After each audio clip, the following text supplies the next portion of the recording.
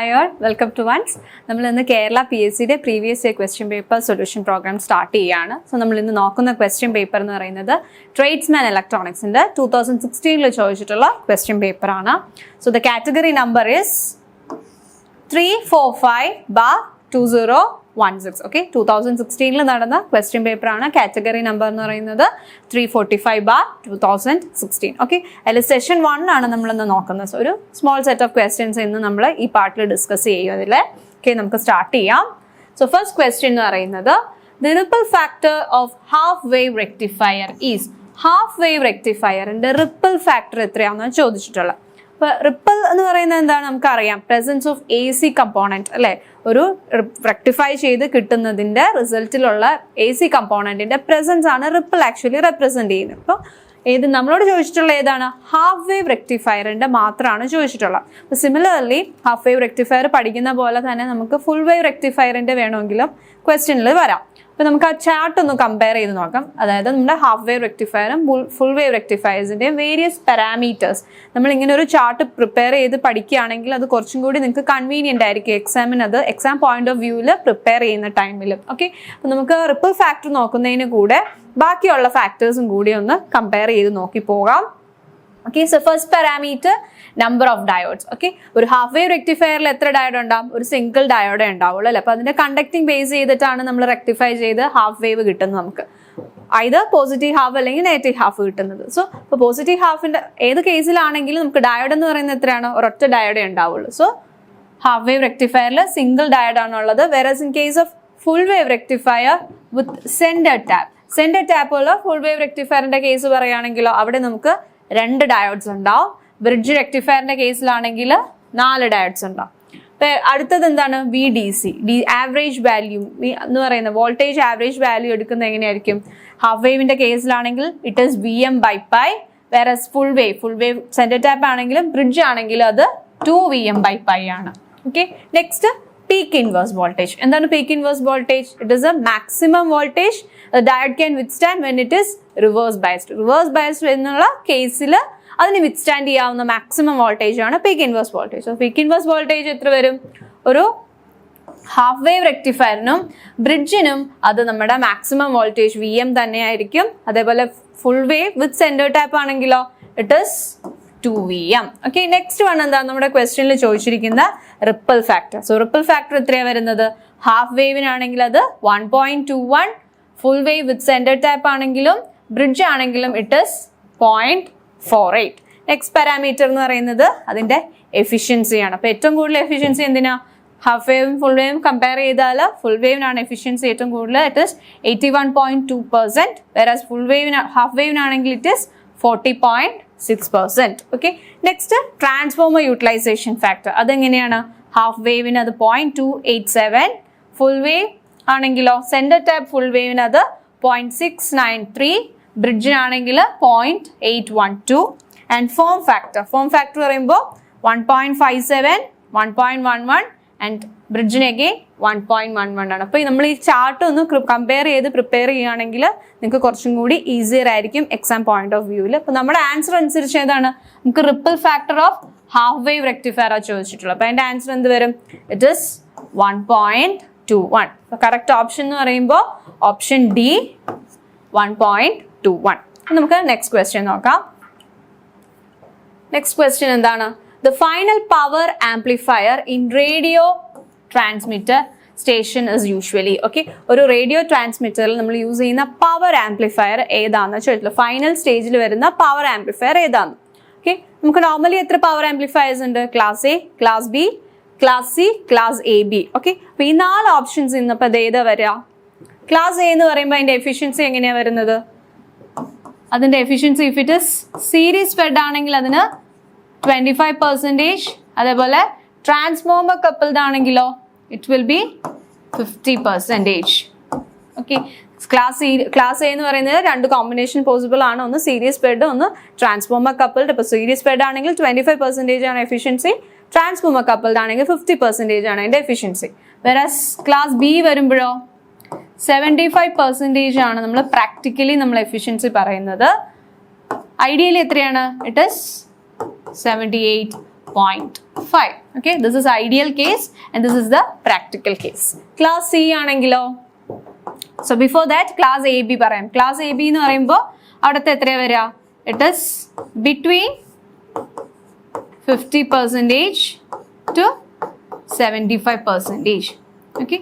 Class C. Class C അപ്പോൾ എത്രയാ വരിക? Class C ക്കാണ് ഏറ്റവും കൂടുതൽ മാക്സിമം എഫിഷ്യൻസി വരുന്ന കേസ്. അതിന് എത്രയാണെന്ന് വെച്ചാൽ it is about 80%. പക്ഷേ ഡിസ്ട്രോഷൻ എന്ന് പറയുന്നത് എന്താണ്? ക്ലാസ് സിയിലായിരിക്കും ഏറ്റവും കൂടുതൽ ഡിസ്ട്രോഷൻ ഉണ്ടാവുന്നത്. പക്ഷേ എഫിഷ്യൻസി വൈസ് നോക്കുകയാണെങ്കിൽ ക്ലാസ് സി ആണ് ഏറ്റവും ബെറ്റർ. അതിൻ്റെ എഫിഷ്യൻസി എന്ന് പറയുന്നത് 80% ആണ്. സോ എഫിഷ്യൻസി നോക്കുമ്പോഴും അതേപോലെ ആപ്ലിക്കേഷൻ വൈസ് പറയുകയാണെങ്കിലും ഹൈ ഫ്രീക്വൻസി ആപ്ലിക്കേഷൻസിൽ നമ്മൾ കൂടുതൽ പ്രിഫർ ചെയ്യുന്നത് എന്താണ്? ക്ലാസ് സി ആംപ്ലിഫയർ ആണ്. It is based on there efficiency വെച്ചിട്ടാണ് നമ്മൾ ക്ലാസ് സി ആണ് ഈ റേഡിയോ ട്രാൻസ്മിറ്റർ പോലുള്ള ഹൈ ഫ്രീക്വൻസി ആപ്ലിക്കേഷനിൽ ക്ലാസ് സി പ്രിഫർ ചെയ്യാനുള്ള റീസൺ. അപ്പോൾ അതിൻ്റെ ആൻസർ എന്ന് പറയുമ്പോൾ എന്ത് വരും? So the correct answer is option C, class C ആണ് ഈ ക്വസ്റ്റ്യൻ്റെ ആൻസർ.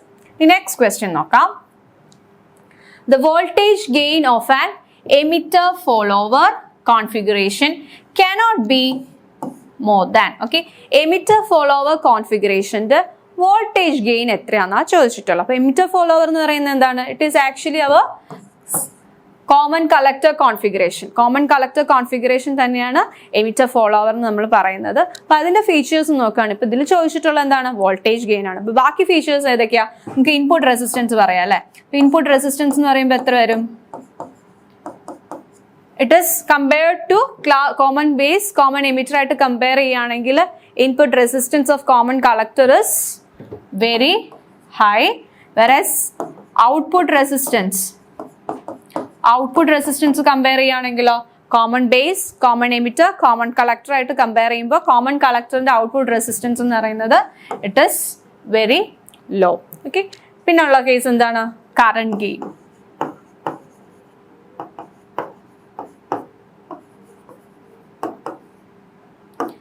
കറന്റ് ഗെയിൻ എന്ന് പറയുന്നത് എന്താണ്? കറന്റ് ഗെയിൻ ഇവർക്ക് കമ്പയർ ചെയ്താൽ കോമൺ ബേസും കോമൺ എമിറ്ററും ആയിട്ട് കമ്പയർ ചെയ്യുമ്പോൾ ഇവർക്ക് കറന്റ് ഗെയിൻ എന്ന് പറയുന്നതും വളരെയധികം കൂടുതലാണ്. അതേപോലെ വോൾട്ടേജ് ഗെയിൻ എന്ന് പറയുന്നത് it is very low and that is approximately equal to 0.99. Okay, ഈ ബാക്കി ഇപ്പോൾ വോൾട്ടേജ് ഗെയിൻ ചോദിച്ച പോലെ ബാക്കി പാരാമീറ്റേഴ്സും നമുക്ക് എക്സ്പെക്ട് ചെയ്യാം. സോ ബാക്കി പാരാമീറ്റേഴ്സ് നോക്കുകയാണെങ്കിൽ ഇൻപുട്ട് റെസിസ്റ്റൻസ് എന്ന് പറയുന്നത് വളരെയധികം കൂടുതലാണ്, ഔട്ട്പുട്ട് റെസിസ്റ്റൻസ് കുറവാണ്. കറന്റ് ഗെയിൻ എന്ന് പറയുന്നത് എഗെയിൻ മറ്റുള്ളവരായിട്ട് കമ്പയർ ചെയ്യുകയാണെങ്കിൽ it is also very high. And what about voltage gain വളരെയധികം കുറവാണ് ആൻഡ് ദാറ്റ് ഈസ് അബൌട്ട് 0.99. ഇപ്പോൾ മാക്സ് അപ്പം നമുക്ക് എന്ത് പറയാം? 1നേക്കാൾ ഹയർ പോകാൻ പാടില്ല. സോ നമ്മുടെ ക്വസ്റ്റ്യനും അതാണ് ചോദിച്ചിട്ടുള്ള voltage gain of an emitter follower configuration cannot be more than എന്ന് പറയുമ്പോൾ ആൻസർ എന്ത് വരും? ഓപ്ഷൻസ് നോക്കുകയാണെങ്കിൽ option A 1, option B 0.5, option C 100, option D is 10. So the right answer is option A, which is 1. Cannot be more than 1. എന്താണെന്ന് വെച്ചാൽ answer വരുന്നത് about 0.99 ആണ് വരുന്നത്. അപ്പോൾ cannot be more than 1 ആണ് അതിൻ്റെ right answer. Next question. In AM radio receiver the oscillator frequency is. Oscillator frequency എത്രയാണെന്നാണ് ചോദിച്ചിട്ടുള്ളത്. ഏത് കേസിൽ? AM റേഡിയോ റിസീവറിന്റെ കേസിലാണ്. അപ്പം നമുക്കറിയാം നമുക്ക് കിട്ടുന്ന എന്താണ്? ഒരു RF സിഗ്നൽ നമുക്ക് റിസീവ് ചെയ്യും, അത് നമ്മളൊരു മിക്സറിലേക്ക് പാസ് ചെയ്യും. മിക്സറിന്റെ അതർ ഇൻപുട്ട് എന്ന് പറയുന്നത് ലോക്കൽ ഓസിലേറ്റർ ഇൻപുട്ട് ആണ്.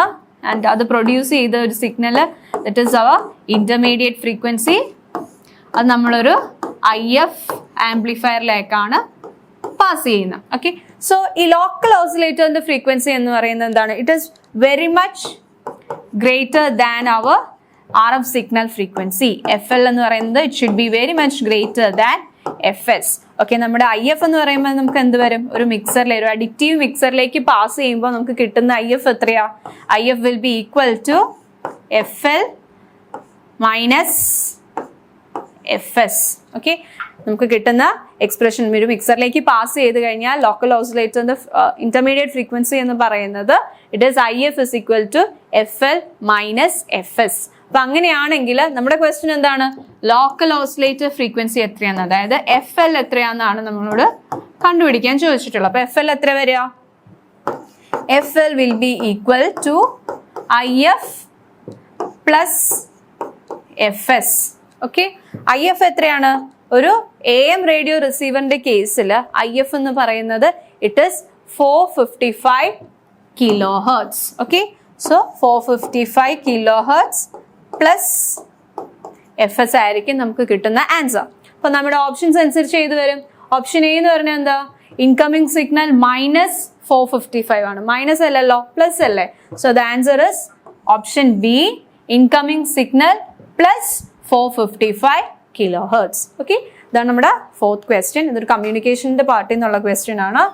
Next question, the binary number system uses dash symbols. ഒരു ബൈനറി നമ്പർ സിസ്റ്റത്തിൽ എത്ര സിംബൽസ് ഉണ്ടാവും എന്നാണ് ചോദിച്ചിട്ട്. അപ്പൊ ബൈനറി നമുക്കറിയാം, ബിൻ എന്ന് പറയുന്നതിൽ തന്നെ നമുക്ക് മനസ്സിലാക്കാം ദർ വിൽ ബി 2 സിംബൽസ് അല്ലെ.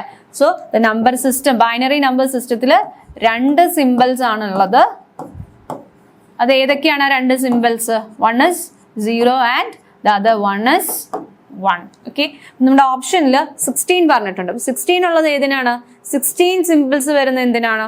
That will be hex number സിസ്റ്റത്തിലാണ്, ഹെക്സാഡെസിമൽ നമ്പർ സിസ്റ്റത്തിലാണ് നമുക്ക് 16 ഉള്ള സിംബിൾസ് ഉണ്ടാവുന്നത്. അപ്പൊ എത്ര ബിറ്റ്സ് ആയിരുന്നു എന്ന് ചോദിച്ചിട്ടുണ്ടെങ്കിലോ, ബിറ്റ് എന്ന് പറയുമ്പോഴത്തേക്കും 4 ബിറ്റ് റെപ്രസെന്റേഷൻ ആയിരിക്കും ഹെക്സിൻ്റെത്. ഓക്കെ, ഇപ്പൊ സിംബിൾസ് എന്നാണ് ക്വസ്റ്റ്യൻ, അത് ശ്രദ്ധിക്കുക. സിംബിൾസ് ആണോ നമ്പർ ഓഫ് ബിറ്റ്സ് ആണോ ചോദിച്ചിട്ടുള്ളതെന്ന്. ഓക്കെ, നെക്സ്റ്റ് 10 എന്ന് പറയുമ്പോൾ ഏതാണ്? That will be decimal. ഡെസിമലിന്റെ കേസിലാണ് നമുക്ക് 10 സിംബിൾസ് വരുന്നത്. അത് ഏതൊക്കെയാ? 0 to 9 ഉള്ള സിംബിൾസ്. ഓക്കെ, നെക്സ്റ്റ് ഹെക്സിൽ പറയുന്ന റെപ്രസെന്റേഷൻ എങ്ങനെയാ?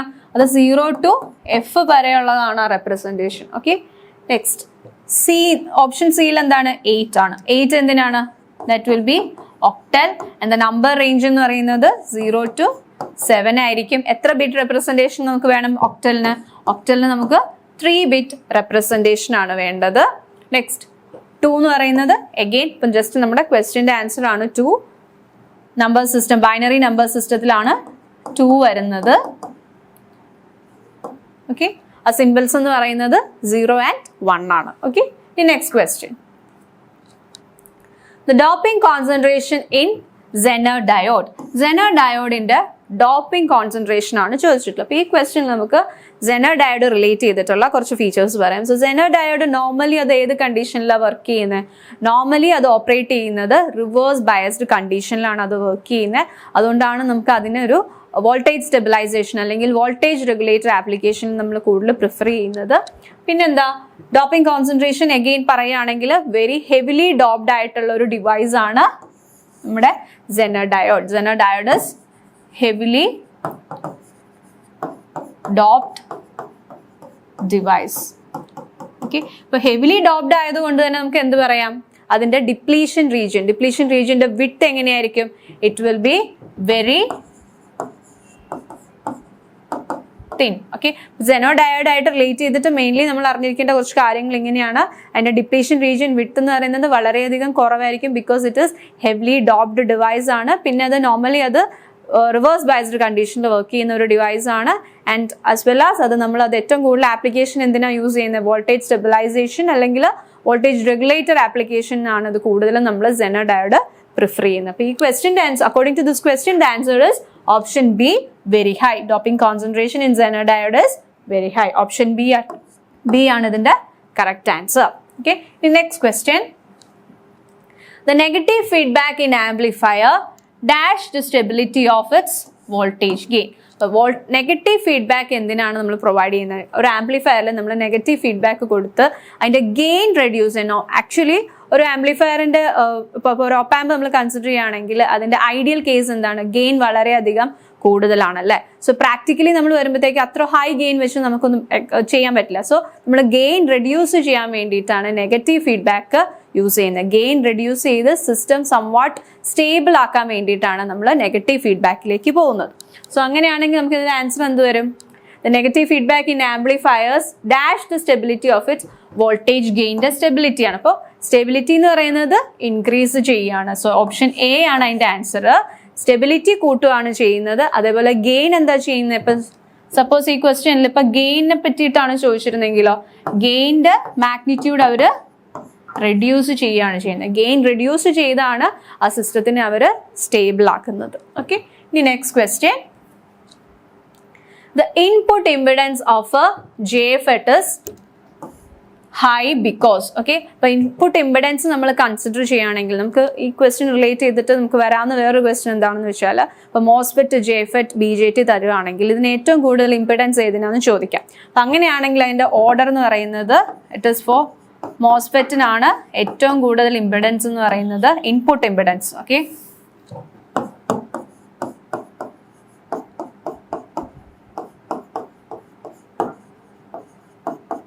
ഇൻപുട്ട് ഇമ്പിഡൻസ് ഏറ്റവും കൂടുതൽ വരുന്നത് it is for MOSFET, next JFET, and the last one is BJT. Okay, അതിൻ്റെ ഓർഡർ പറയുകയാണെങ്കിൽ മോസ്ഫെറ്റിന് എന്ന് പറയുമ്പോഴത്തേക്ക് about 10⁻10 to 10⁻15 ohms ആയിരിക്കും. JFETന് it will be about 10⁸ ohms and about 100 ohms ആയിരിക്കും. ഓക്കെ, BJTയുടെ എന്ന് പറയുന്നത്. അപ്പോൾ ഇതാണ് അതിൻ്റെ ഒരു റേഞ്ച് ഓഫ് ഇൻപുട്ട് ഇമ്പിഡൻസിൻ്റെ ഒരു റേഞ്ച് എന്ന് പറയുന്നത്. അപ്പോൾ നമ്മുടെ ക്വസ്റ്റ്യൻ അനുസരിച്ച് JFETന് എന്തുകൊണ്ടാണത് കൂടുതലെന്നാണ് ചോദിച്ചിട്ടുള്ളത്. അപ്പോൾ JFET ആക്ച്വലി എന്താണ്, അതൊരു വോൾട്ടേജ് കൺട്രോൾഡ് ഡിവൈസ് ആണ്. വോൾട്ടേജ് കൺട്രോൾ ഡിവൈസ് ഇപ്പോൾ ആ എന്തിനെ ഡിപ്പെൻഡ് ചെയ്തിട്ടാണ് ആ വോൾട്ടേജ് നമ്മൾ കൺട്രോൾ ചെയ്യുന്നത്, അത് നമ്മൾ VGS എന്ന് പറയുന്ന പാരാമീറ്റർ, അതായത് വോൾട്ടേജ് ഗെയിൻ ടു സോഴ്സ് നമ്മൾ കണക്ട് ചെയ്യുന്ന വോൾട്ടേജിനെ ആയിരിക്കും നമ്മൾ വേരിയബിൾ പാരാമീറ്റർ ആയിട്ട് യൂസ് ചെയ്യുന്നത്. അപ്പോൾ അതിനെ വേരി ചെയ്തിട്ടായിരിക്കും നമ്മൾ ഇതിനൊരു വോൾട്ടേജ് കൺട്രോൾഡ് ഡിവൈസ് ആയിട്ട് നമ്മൾ പറയുന്നത്. ഓക്കെ, ഇതിൽ ചോദിച്ചിട്ടുള്ളത് എന്താണ്, JFETന്റെ ഇൻപുട്ട് ഇമ്പിഡൻസ് എന്തുകൊണ്ടാണ് ഹൈ എന്നുള്ളത്. ഇപ്പോൾ JFETൽ ആക്ച്വലി അത് റിവേഴ്സ് ബയസ് ആണ് ചെയ്യുന്നത്. സോ റിവേഴ്സ് ബയസ് ചെയ്യുന്നത് കൊണ്ടാണ്, റിവേഴ്സ് ബയസ് ചെയ്തത് എന്ത് പറ്റും, അവിടെ ഉണ്ടാവുന്ന ഇൻപുട്ട് ഇമ്പിഡൻസ് എന്ന് പറയുന്നത് വളരെയധികം കൂടുതലാണ്. So the correct answer for this question is it's input is reverse biased. Input സൈഡിൽ നമ്മൾ കൊടുക്കുന്ന VGS എന്ന് പറയുന്നത് റിവേഴ്സ് ബയസ് ചെയ്തിട്ടുള്ളതാണ്. അപ്പോൾ റിവേഴ്സ് ബയസ് ചെയ്തിട്ട് എന്ത് പറ്റും, അവിടെ ഉണ്ടാവുന്ന റെസിസ്റ്റൻസ് എന്ന് പറയുന്നത് വളരെയധികം കൂടുതലായിരിക്കും. റിവേഴ്സ് ചെയ്യുന്നത് കൊണ്ട് കൂടുതൽ. പക്ഷെ ഇൻ കേസ് ഫോർവേഡ് ആണെങ്കിലോ അവിടെ ഉണ്ടാവുന്ന റെസിസ്റ്റൻസ് എന്ന് പറയുന്നത് വളരെയധികം കുറവായിരിക്കും. അപ്പോൾ ഈ JFET ആക്ച്വലി വർക്ക് ചെയ്യുന്നത് റിവേഴ്സ് ബയസ് ചെയ്തതുകൊണ്ടാണ് അതിൻ്റെ ഇൻപുട്ട് ഇമ്പിഡൻസ് എന്ന് പറയുന്നത് വളരെയധികം കൂടുതലുള്ളത്. Okay, next question. Colpitts oscillator uses dash feedback. അപ്പോൾ ഈ ക്വസ്റ്റ്യനിൽ എന്താണ്, ഓസിലേറ്ററിന്റെ കേസാണ് മെൻഷൻ ചെയ്തേക്കുന്നത്. അപ്പോൾ ഓസിലേറ്റർ എന്ന് പറയുന്നത് എന്ത് ഫീഡ്ബാക്കാണ് യൂസ് ചെയ്യുന്നത്, ഇറ്റ് യൂസസ് പോസിറ്റീവ് ഫീഡ്ബാക്ക്. ആംപ്ലിഫയേഴ്സിന്റെ കേസിലാണ് നമ്മൾ നെഗറ്റീവ് ഫീഡ്ബാക്ക് പ്രിഫർ ചെയ്യുന്നത്. അപ്പോൾ പോസിറ്റീവ് ഫീഡ്ബാക്കിന്റെ വേറൊരു പേരെന്ന് പറയുന്നത് it is regenerative feedback.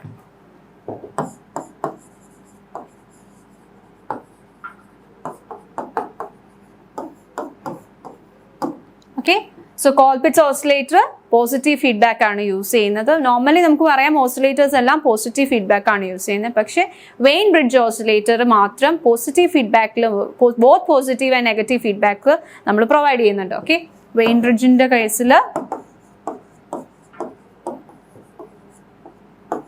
it supports both positive and negative feedback. Okay, the next question. Next question endana, the width of the collector layer in transistor is. Transistor la collector region de width എത്രയാണെന്ന് ചോദിച്ചിട്ടുള്ളത്. അപ്പോൾ normally collector region ആണ് നമ്മൾ ഏറ്റവും കൂടുതൽ width കൊടുക്കുന്നത്. എന്തുകൊണ്ടാണെന്ന് വെച്ചാൽ കളക്ടറിലാണ് ഹീറ്റ് ഡെസിപ്പേറ്റ് ചെയ്യുന്നത്. സോ കളക്ടറിനായിരിക്കും ഏറ്റവും കൂടുതലുള്ള വിഡ്ത്ത് വരുന്നത്. നെക്സ്റ്റ് വരുന്നത് എന്തായിരിക്കും, നെക്സ്റ്റ് വരുന്നത് എമിറ്ററിനായിരിക്കും. Okay, the last is base.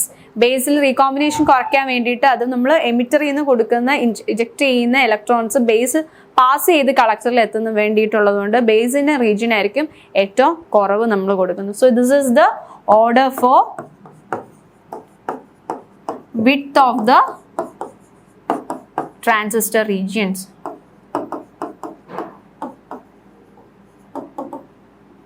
Okay, അപ്പോൾ ഈ ക്വസ്റ്റ്യൻ അനുസരിച്ച് എൻ്റെ ആൻസർ ഓപ്ഷൻ ഏത് വരും, equal to that of base ആണോ, അല്ല. Less than that of the base. കളക്ടറിന്റെ ബേസ് എന്ന് പറയുന്നത്, കളക്ടറിന്റെ വിഡ്ത്ത് എന്ന് പറയുന്നത് ഗ്രേറ്റർ ദാൻ ബേസ് ആണ്. സോ ഓപ്ഷൻ ബി അല്ല, much greater than that of base region. That is the correct one. Fourth option എന്താണ്, much less than that of emitter region. Emitter regionനേക്കാളും ചെറുതല്ല, എമിറ്ററിനേക്കാളും വലുതാണ് കളക്ടറിന്റെ answer. So the correct answer is option C. അപ്പൊ similarly വിട്ട് ചോദിച്ച പോലെ നമുക്ക് ഡോപ്പിംഗ് കോൺസെൻട്രേഷൻ അബൌട്ട് ഈ 3 റീജിയൻസിനെയും കൂടി നമുക്ക് ക്വസ്റ്റ്യനിൽ എക്സ്പെക്ട് ചെയ്യാം. സോ അങ്ങനെയാണെങ്കിൽ എന്ത് വരും? Order for doping concentration